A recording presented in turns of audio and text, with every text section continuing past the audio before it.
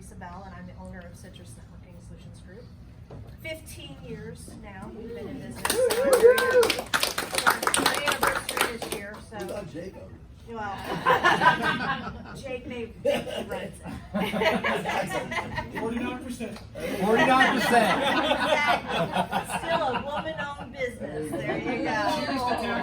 That's right. So those of you who don't know, Jake Bell, he is our operations manager and lead technician, and he is running the show now. I'm very proud of him. He started in high school with us and has worked his way up, and he has kicked me to the curb for the most part, but that's okay. I can handle doing events and projects, so I'm enjoying that, and a little bit of sales here and there. There you go. And then we have Cesar, who is our wonderful technician and sysadmin. He is the man behind the phone when you call in, and he does a great job for us, so we're very grateful that he's come on board. He's been with us for over a year now. Don't leave! It's been about a year. Over Yeah. here. About a year and a half. 2 years this March. And every other aspect of my lifetime has flown. So again, thank you for braving the weather and coming out. And then, of course, we're going to mention the money man of Citrus Networking, Joe Bell. He's the one that sends you the bill. He's the bad guy, but for us, he's the Let's pay your bill. He's the money man. Got the collection plate at the door, Joe? No, that's mine. There you go.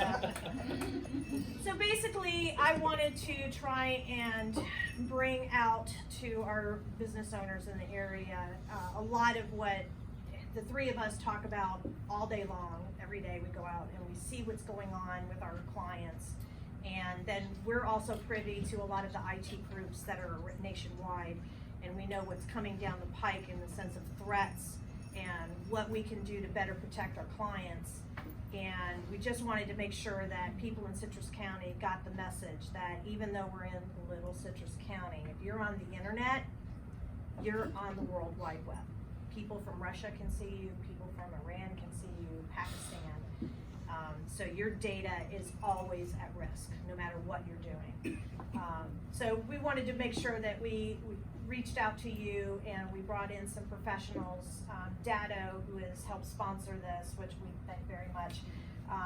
They are our vendor of choice for helping us to provide protection to our clients. They're the ones that help us with backups and cloud backups and making sure that your data is protected and that it doesn't get compromised at all. So I wanted to introduce, we've got Jack, who is he's our rep, he's our guy that we call when we need help. And then he brought in Jason, who is the channel manager. He comes out and does all these events. So we'll have them talk for about 15-20 minutes, and then I will come back up and mention our featured speaker for the evening. So thank you very much for everybody coming. Off the cord. You need an IT guy for that? We know people. We know people.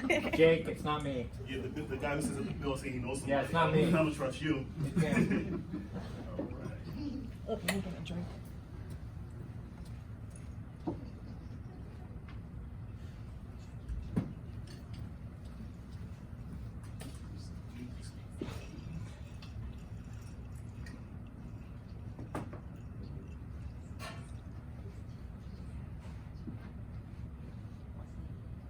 Teresa was thanking us, but I think we have to thank her because we're actually based out of Connecticut. So any excuse to get out of Connecticut in February. Yeah, but look what you came to. Still better than snow. It was the scariest drive from the airport here in my life. Like, does your windshield wipers go faster down here than they do? Yeah. I'm like, what the hell is going on? Very, very scary. But how you guys doing today? Good. Very Thanks for good. coming out. My name is Jason Price. I am on the wrong slide. I am the business development solutions engineer for Datto. So Datto, we are a company that, as Teresa said, we partner with MSPs and IT providers in order to help them provide you guys with business continuity and data protection. Anybody in here have a current solution they're using to protect their data? Yes, you do. Except you. We have You one. don't. We have one that doesn't. One but that we're working on doesn't. it. Talk to him. you. You're the only one who does It's an accent question, all right? All right, so who are we? So we were founded in 2007 by a 22-year-old individual by the name of Austin McCord. It was his first job out of college. Didn't want to work for anybody, so he said, hey, I want to back up data. He did that, and as of a year and a half ago, he was able to sell the company for over $1 billion, right? We're not talking about a small little company. We are a big global presence. We have over 1,800 employees. Most of those employees are stateside. We have different regions which we also support. So we go into Canada and Germany, things of that nature. But in terms of how we take care of you guys, it's all US-based support. And in terms of our development, things of that nature, that's how we're able to assist you guys. We have data centers throughout the country or throughout the world. In the US, we have 2. Our primary data center is in Allentown, Pennsylvania. Our secondary is in Salt Lake City, Utah.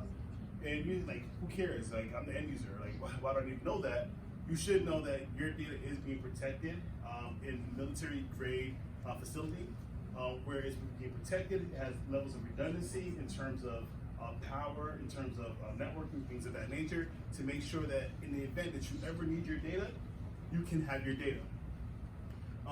The secondary data center is important because we want to make sure that if the primary data center, if anything is happening, let's say from a geographical standpoint, and our East Coast data center is down, which is less likely, we still have all your data in our secondary data center. So that level of redundancy is making sure that we are protecting you when you guys need us the most.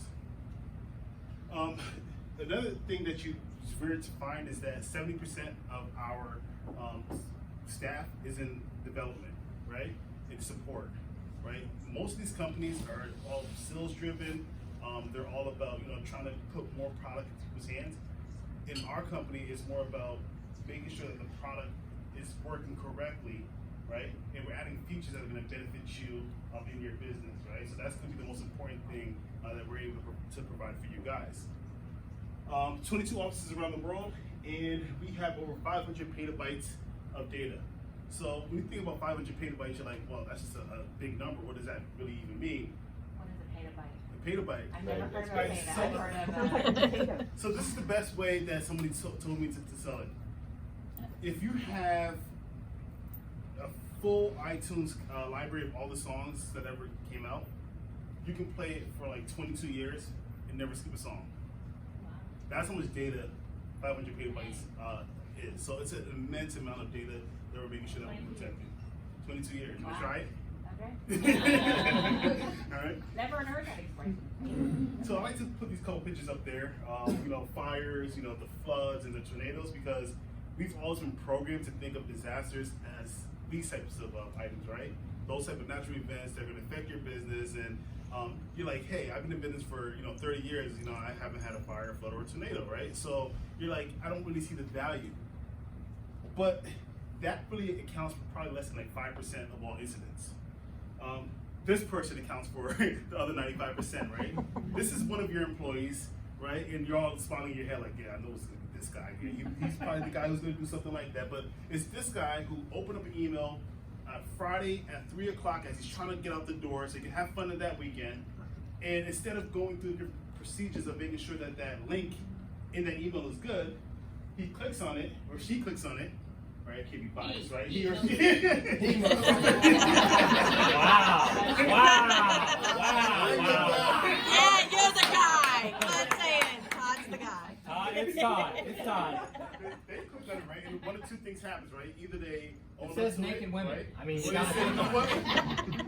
We'll hit this on Monday. Or maybe if I go home, my stuff back on Monday, somebody else has fixed it, and I won't get paid for it, right? So those are the type of things that you're going to be dealing with. Or this guy. So about 2 years ago, there was a big panic that happened when we thought we were getting bombed by North Korea. Remember the missile alerts that were going out or something of that nature? And came to find out it was this gentleman, right? And you're like he looks like a good enough guy. This is pretty much an article that was written about him prior to that incident. And this is cool until you realize that his password is on the monitor, right? So you're like, how did he get hacked? He got hacked because he has his password on his monitor, right? So if I go to your businesses right now and I take a walk on the floor, you laugh, right? How many of you guys have passwords right there on your monitor? Oh, not me. Or under the keyboard, under the keyboard, in the drawer. You're the exception to the rule. Right? For the second year in a row, 1, 2, 3, 4, 5, 6 was the top password found in data dumps, despite numerous warnings of YouTube strong passwords, right? Oh my God. 1, 2, 3, 4, 5, 6. That's insane, right? Who wants to guess what number 2 was? 1, 2, 3, 4, 5, 6, 7, 8. Because most of them now require 8 No. characters. It goes password. Oh, Right? So the thing is that once again, we're not here to talk about fires, floods, and tornadoes. We're here to talk about that human element, and that being the biggest cause for data breaches and getting all sorts of infections and ransomware and things of that nature. This one here is pretty cool, right? So this is a big phishing scam that happened a couple years ago. The gentleman by the name of Carlos Gomes. You guys probably know him from recently being in some other trouble in Japan and escaping and things of that nature, but we won't get into that. But he sat on one of the biggest boards for a company by the name of Alcoa. And what happened was somebody was able to change one letter in his name, send out an email, somebody responded to the email, and next thing you know, they have over 3,000 documents, trade secrets, things of that nature, off that one letter, right? So it's about the human element. And so one of the things that has we really have to take a hold on to is that at least one employee will click on anything. Right? At least one, right? You can have 300 people in your organization. You can have 1,000 people in your organization. You can have 2. It could be just you, and you'll probably be the one who does it, like you. Oh, he's a clicker. He's a clicker. That guy's a clicker. He's a clicker. I can tell. Says I got $1 million waiting for me in England. All I gotta do is respond to this email. Yeah, send me 10,000. It'll be good. So ransomware is pretty much explaining human behavior. So anybody in this room familiar with this pop-up right here? I haven't seen it, but I know I'm ransomware. Right. So this is scary news, right? So you see this, and you're like, oh my gosh, the world is ending, right? And for some people, it may, right? Your data is everything, right? It's your transaction history, it's your recent orders for customers, it's your past orders for customers. All that stuff lives in different databases and different services of that nature, and you have to make sure that you have that integrity for that data. And so the big thing I want to talk about is that people think that they're too small to get ransomware or get infected or be a target, right? My data, that doesn't mean anything to anybody, nobody cares. Guess what? Nobody cares about your data. They care about the value of their data to you. They don't care if it's pictures of your children. They don't care if it's pictures of your company retreat. They don't care if it's your tax returns. None of that. They care about the fact that it's important to you, and they're going to leverage that in order to get money off of you. So we start looking at the correlation between ransomware and Bitcoin, right? So Bitcoin it helps ransomware exist because if you don't know, Bitcoin is anonymous. Bitcoin allows criminals to operate with impunity.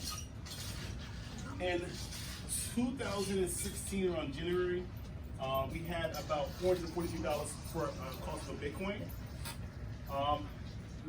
By almost May, it was $998, and by the end of May, it was $15,528 for one Bitcoin. So in the course of 6 months or so, there was almost $15,000 spike in the cost of a Bitcoin. Anybody want to take a guess of why that was? Ransomware. There was a specific event that happened around that time, and someone's gonna get brownie points if they What know. year? When was it? It's 2016. Sounds like a presidential election. Nope, WannaCry. Does anybody remember WannaCry? WannaCry. Yeah. Right? There was a ransomware infection that came out. It was on everywhere. It was on CNN. It was on Fox. They even argued about that. It was everywhere, right? And that right there gave ransomware and Bitcoin enough attention that people started panicking and started buying up the Bitcoin. And with Bitcoin, there is a finite amount of Bitcoin that exists. So people were being proactive and actually buying it up, and other people were having to buy it up because of the infections that they received. So you see a huge correlation between the amounts of ransomware and the cost of Bitcoin. This right here, I know it looks like it, but it is not a subway map of New York, I promise you. This right here is showing everything from 2010 all the way up until about 2017. This is one of my favorite docs to show. This is showing the different strains of ransomware over the past couple years. So first and foremost, ransomware isn't new. I think the first case of ransomware was in 1989. And it worked in a different method, but it still had the same method of operation and how it behaved. But as you see, this is now a business, right? There are now different strains. You're actually selling different kits on the dark web that if you wanted to become an entrepreneur and send out ransomware and make money, you can. This is a real thing. So Bitcoin is impacting the ransomware, and the impact is widespread. It costs small and medium-sized businesses over about $75 billion a year. I think this number has been updated. I think it's like up to $114 billion a year. That is a lot of money that's costing small and medium-sized businesses. Does everybody see that? Small and mid-sized, not Yeah. And that's another not the big misconception. corporates. It's us, the little guys. That is another misconception that they are targeting big guys. No, they're targeting guys and gals, so to speak, even again, right? So they're targeting you guys, right? It's actually easier to target you guys traditionally than it is an enterprise company, because enterprise companies have different types of safeguards that they typically employ, where your budgets and things of that nature are a little bit different from a small and medium-sized business. So I want to spend, weeks investigating and trying to figure out how to exploit this enterprise company, or do I need a couple hours, do some social engineering, and find a way to exploit you? And so that's why it's important to realize that you're not too small to be a victim of ransomware. And when that happens, there are two thought processes that typically would happen that typically will run through your mind when you do get affected, or if you get affected with ransomware.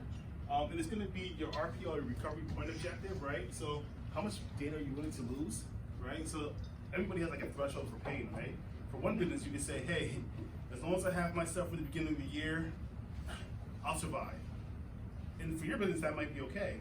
But more businesses are more likely to say, you know what, I need my information as of 5 minutes ago, right? That's how highly transactional environment that I have. The other thing is going to be your RTO, recovery time objective, right?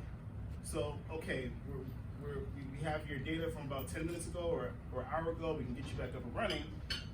However, how long are you willing to be down, right? Is being down for a week going to be business ending? Is being down for a month going to be business ending? Like, what is your threshold for pain? And so we have a couple cool things in terms of our RTO calculator that we can help you with to kind of get an understanding of the cost of downtime, what is your threshold for pain, and help you to figure out what type of protection you guys need for your data.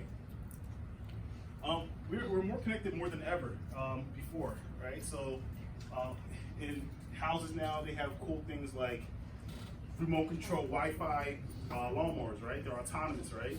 You can go up there and it does everything by itself. You don't have to bother your kids or your husband. It's done, right? So that's an endpoint, right? That's an entry point. That's an opportunity to be exploited. Anybody have like a Nest thermostat or Ecobee, right? That's another entry point into your network, right? Now they even have Wi-Fi diapers. What? Yeah, they have Wi-Fi diapers that are able to alert you to your kids' sleeping patterns as well as when they use the bathroom, right? So talking about needing to make sure you protect all endpoints, this is an endpoint that needs to be protected as well. An endpoint that needs to go. So this is a thing, Google it, it's crazy, but we are more connected, and with more connectivity adds more layers that you need to have for your security and making sure that all the T's are crossed and the I's are dotted. One of the biggest, greatest casino heists happened last year. And I'm not talking about these guys, the Ocean 11 or Ocean 12 staff or movie. It was actually a casino in Las Vegas. They were able to penetrate their system through the Wi-Fi thermometer that they had in the lobby of the casino. right? And the thing is, they were able to get tons of information, right? They didn't walk away with a penny, right? So from that standpoint, they were good. But now you have a casino's high roller list, right? You have their data. We know which of their customers have this much earning potential. You know how much they spend. You know everything about them, right? Imagine the type of damage that can happen by you having all that data on a huge subset of people, right? Social engineering, once again, you have more opportunities to be able to hack and be able to access systems which you should not be in. City of Atlanta. Anybody familiar with the city of Atlanta? Happened about 2.5, maybe 3 years ago, right? So City of Atlanta, Phil does. they had a ransomware ask about $52,000. The city paid about $2.7 million. They ended up having to pay another $9.5 million, and the total investment was about $12.2 million. However, this is old.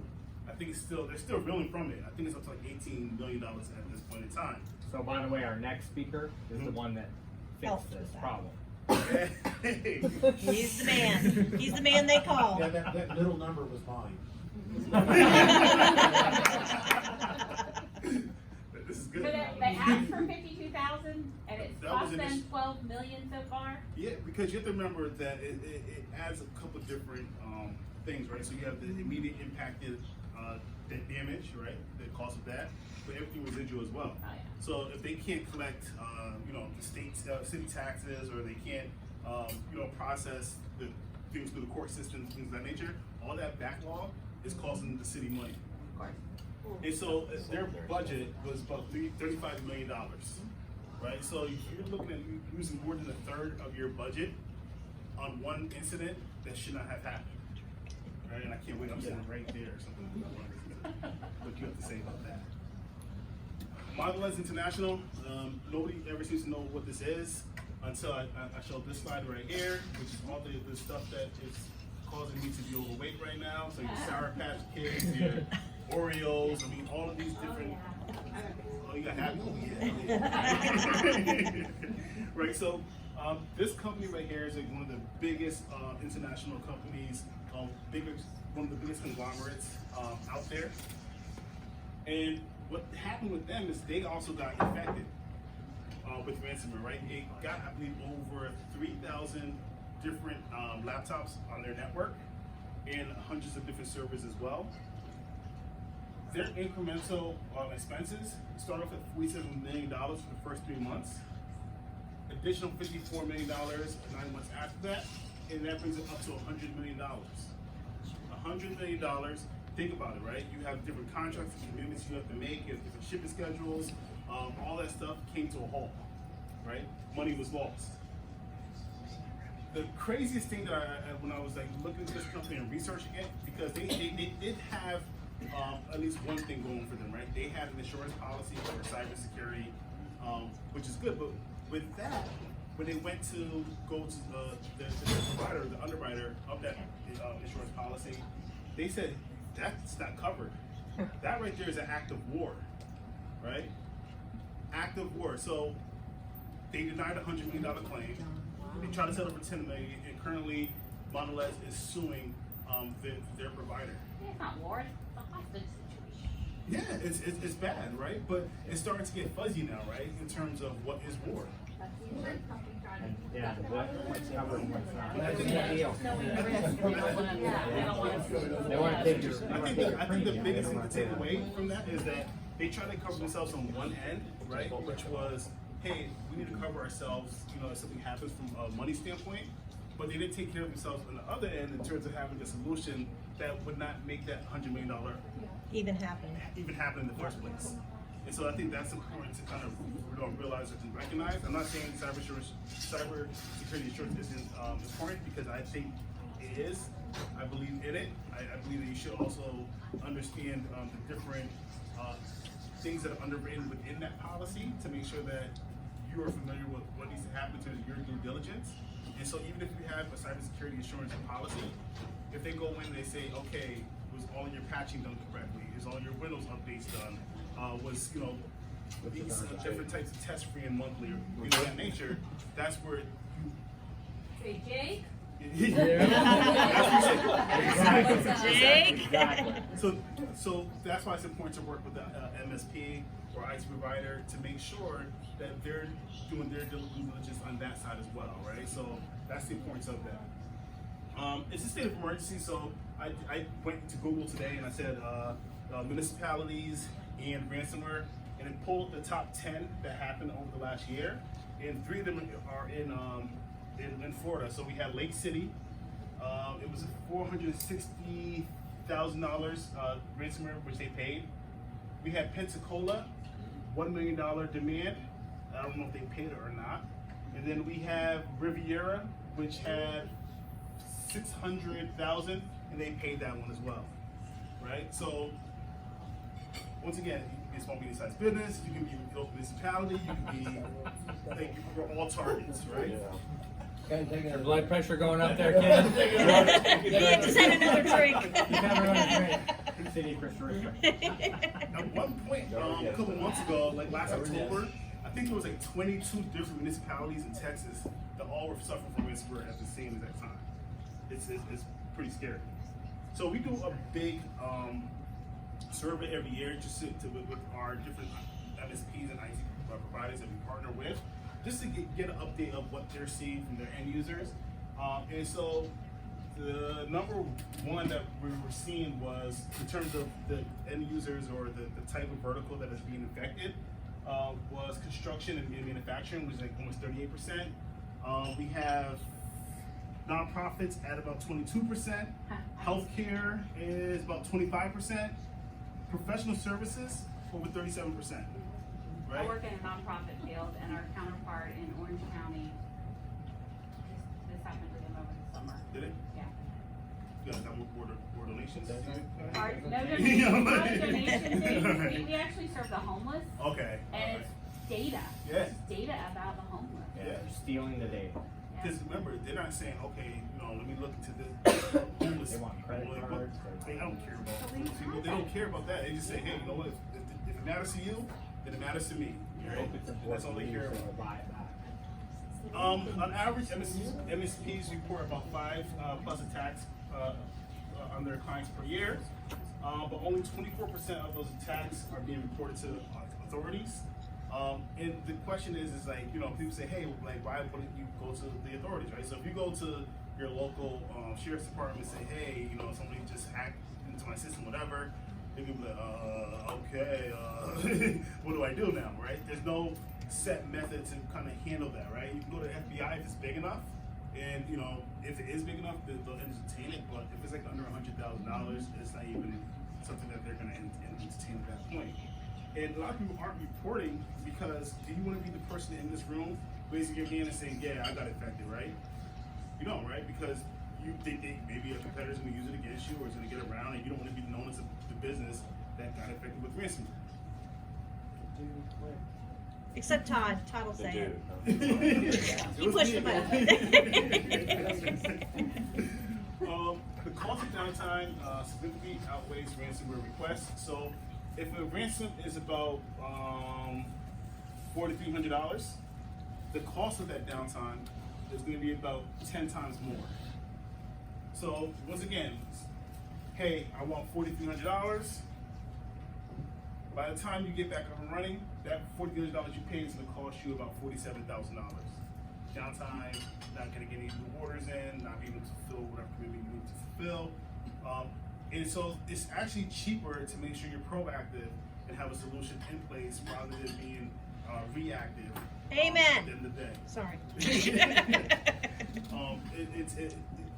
There's I can show you tons of different scenarios of people getting infected with ransomware, and having the solution in place and having the people on staff to address it immediately, get back up and running in about 5 or so minutes, right? Rather than being down for 5 days or a couple weeks. So big difference in that regard. A couple of big tips that we should all know. Keep your network operating system up to date. Conduct password audits all the time. No work putting stuff on your keyboard at all. Jake put it there. Wait a minute, probably did. Hang on. Something's got to get done around here. Oh, I was supposed to remove it after I remember. That's right. You're supposed to remove it. Yeah. Don't be sharing your password either. When your IT guy calls and says, "What's your password?" you should say no. Yeah. Implement an employee training program, right? So you should teach your employees what's a good thing to click on, what's a bad thing to click on, what things should they be doing at work, what things should they not be doing at work. If you do click on something, what's the next course of action? Do they close the computer and say, you know, hopefully somebody figures it out by Monday, or are they owning up to it, getting ahead of it, so that Jake and his team can actually go ahead and actually fix and resolve whatever issues they may have caused. Back up all your critical files and develop and document a cyber attack recovery plan. You know, it's one thing to have a solution in place. It's another thing to make sure that it's constantly being tested and vetted and making sure that in the event of disaster, you know what to do yourself, right? So one of the greatest people in the world once said this. He said, everybody has a plan until they get punched in the face, right? And Mike Tyson for that is my idol. So what he's saying is that you can have a plan. A plan means nothing unless you're testing out that plan, right? And you're making sure that there's no ways for errors to happen, right? To make sure that that plan is bulletproof and that you are knowing that when you have that situation happen, you know that there's not a single thing that can happen that's going to get in your way from getting back up and running and being back to productivity. And so quickly, I'm just gonna, I know I'm running way later than the 15 to 20 minutes that we promised, and I'm sorry about that. So limitation of traditional backup. So traditional backups, they have higher failure rates, manual testing has to happen, slow recovery times, and risk of infection or theft. So when I say traditional backups, if anybody's in here using a thumb drive or somebody's using a hard drive and they're taking it from one location to another every day, or putting it in the same deposit box, or using using tape drives or anything of that nature, that's traditional backup. Traditional backup is not the route you want to go. You want to have an intelligent business continuity solution. That means that it is a hybrid, cloud-based backup. It's automated, image-based, and it has the capability to virtualize. I'll talk about that in a second. So first off, hybrid cloud backup is the ability not only to have a copy of your data locally on site.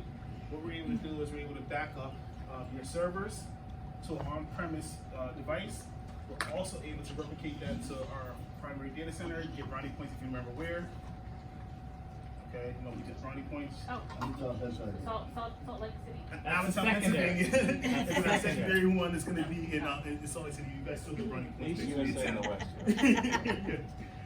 It's automated, right? So the other thing is that when you're dealing with a traditional backup system, you have to automatically manually go in and set this perimeter, that perimeter for backups to happen. You take the device, move from here to put it here, take the tape out, change the tape out, order new tapes, the whole 9 yards. With this solution right here, it is set it and forget it. You set up a schedule, it will follow that schedule. If you want backups to happen every day, Monday through Friday, 8 a.m. to 5 p.m., you can have that. And your IT people monitor it. The IT people monitor, right? So it's something you don't have to do yourself, which is always good. Everybody's backups are good, by the way. Just being safe. Most of them.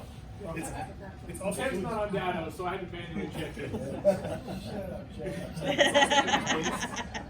Image-based is very, very important. When I say image-based, that means that it's not file-based, right? So typically, in file-based backup systems, you have each file being saved individually, and that's not really good because you don't have the full OS. You don't have everything, right? You don't have your settings, you don't have your wallpaper settings, you don't have your networking settings. All that stuff is not going over with file-based backup, and it takes a long time to restore. With image-based backup, right? You take a full copy of your whole entire system, so it's not just those files. So everything, your OS, your volumes, all this stuff is protected and saved. When you have to do a restore a file-based system, you have to put the OS back onto the system itself, and then we have to now bring the files over one by one. It takes long. It's a horrible process. You have to go Costs more money. Costs more money. Yeah. Labor. They do about a minute. For those.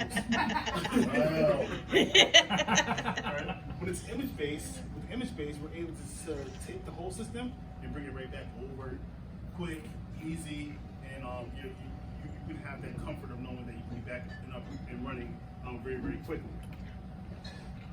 Different ways to restore from a backup. You can restore from any different point. So if you need a point from last week or 2 weeks ago or a month ago, whatever the case may be, you're able to bring up a virtual machine or do a restore from any of those points, happening within seconds. This is something that Jake and team will help you guys with. And then it has virtualization capability. So we talked about doing a full image-based backup. One of the benefits of doing a full image-based backup is that you also have the ability to take that backup and actually virtualize it. Right? Can we interrupt just for 1 second? yeah. So we had a client, local CPA, and uptime is critical during tax season. It was not ransomware, it was a server issue. We immediately put them on virtualization. They were able to work all day long while Jake worked on the server behind the scenes. By the end of the day, Jake was able to do that virtualization back down onto the system, and they were up and running still. Like nothing So they had happened. no They were downtime. down in less than 20 minutes. They were back up. Tax people, they have all your information. Are they on 44? Was that somebody on 44? That's not a tax person on 44.